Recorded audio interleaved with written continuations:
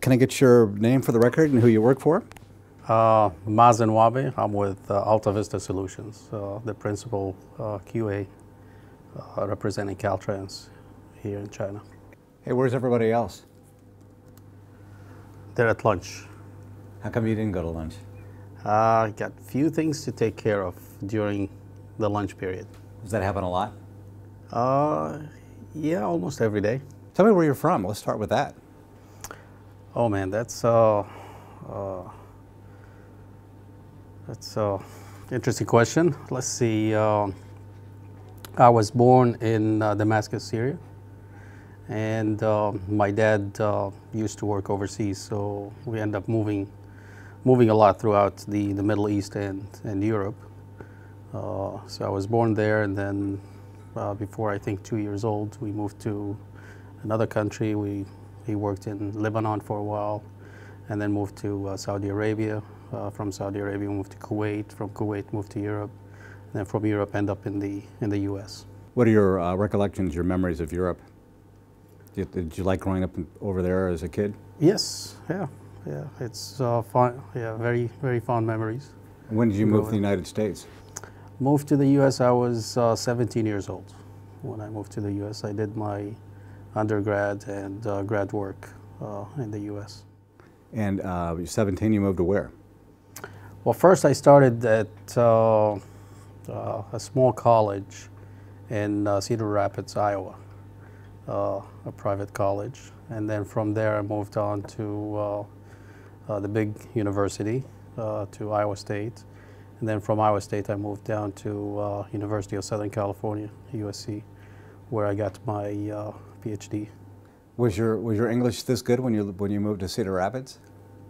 Yes, I kind of went to the British and American school systems when we were overseas. So when you came to the U.S., you already were fluent, and yes, language was not a barrier. Yeah, it wasn't. Yeah, it wasn't a barrier. And tell me about the jobs after you got after you got your PhD. What have you done? Worked throughout the U.S. Worked in Illinois for a few years. Worked on the big job. You know, the first job I did actually was the football stadium at University of Illinois in Urbana-Champaign. It was a retrofit project that they were having issues with the movement of the structure. So we ended up doing the design for the retrofit, and followed up with the construction for the retrofit work. And then from there I moved on to Bloomington, Illinois area, where I worked on the State Farm new complex. We built, it's a whole small city, pretty much. It was about 2.8 million square feet. For State Farm Insurance? For State Farm Insurance. And that's where, during that time I got married to my wife, and we had our firstborn. That is a beautiful picture. Where'd you meet your wife? We met at school. We went to school together, and we got married a few years after that. What does she do? She is a high school math teacher. And you better tell us her name. Her name is Nicole Wahbeh. We have 3 kids. Jacob, who is 15 now, Jenna, 13, and Renee is 6 years old. And they're all here? They're all in China. How did you go from building for State Farm Insurance to building bridges? Well, it's all in the construction and the civil engineering infrastructure, I guess, work. After the State Farm, from there I moved on and I worked on the Alton Bridge in Illinois, between Illinois and Missouri.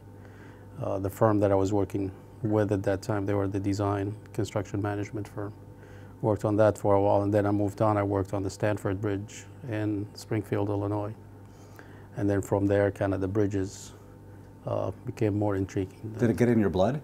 Pretty much, yeah.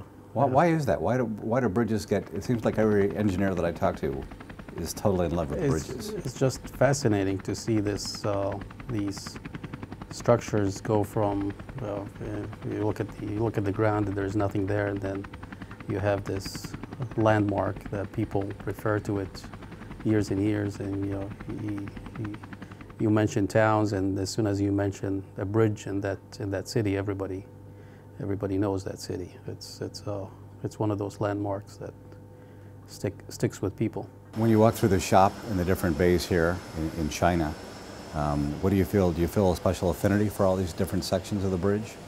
Yes, yeah. It's you're building. You're starting with the small pieces and putting them together. So in a way, you kind of know every little piece that goes in the bridge. You know the history. You know what's involved in that little piece. At least from my area, we kind of trace the product pretty much from where it starts, from inception all the way till it's done in the bridge and people are driving and walking on it. Do you have pieces that are like favorite pieces and pieces you're just glad you're done with them? Oh yes, yeah, all the time. You know, there's the one that you'll have the difficulty with building and the challenge, and once you're done, it's like, oh yeah, thank God it's done. It was difficult.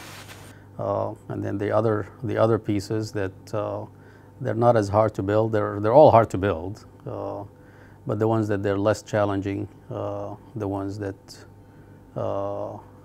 you're not as concerned about them. You don't develop that bond, I guess, with that piece compared to the one that took you the longest to get the drawings, to get the material, to get it finally passes everything and done. That's the piece that you would remember, and there's several of those on this bridge. How would you describe your job if you were meeting somebody and they say, what do you do? What do you tell them in layman's terms? Well, our job involves the materials on the project. We pretty much trace the material from inception, from when it's still raw material until it's become an actual plates and different type of shapes, till it's welded. You do the inspection and the quality assurance on the material itself until it's installed, and then we deal with any issues that arise during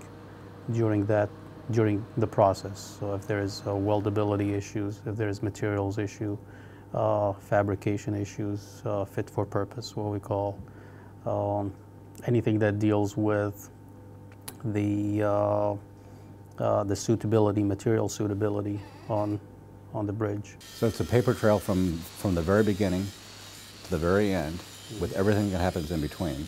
Correct.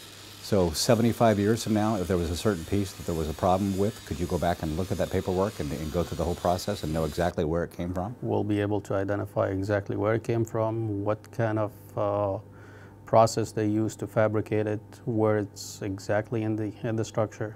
We'll be able to pinpoint some of the process that they took to put it. It's a lot of records.